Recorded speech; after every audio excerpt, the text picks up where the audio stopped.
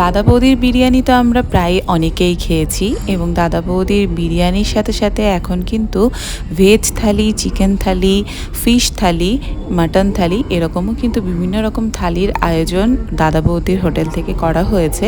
তো আমি ব্যারাকপুরে গিয়েছিলাম একটা বিশেষ কাজের জন্য। তারপর ওখান থেকে দাদা বৌদির হোটেলে গিয়েছিলাম, যেহেতু দুপুরবেলা ছিল আমার ইচ্ছা করেনি বিরিয়ানি খেতে, মনে হয়েছিল একটা ভেজ থালি ট্রাই করি। আর সেদিনের থালিতে ছিল তুলাই পাঞ্জি চালের ভাত, তারপর ঝুড়ো আলু ভাজা, শুক্তো, মুগের ডাল, ধোকার ডালনা, একটা পাঁচমিশালি তরকারি, পোলাও, চাটনি, পাঁপড়, মিষ্টি আর দইয়ের যে ছাঁচ হয় সেটা।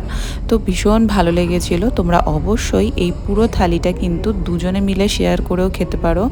আমি তো একা গিয়েছিলাম, সবটা খেয়ে উঠতে পারিনি বলে আবার বেশ কিছুটা কিন্তু আবার নিয়ে আসতে হয়েছে।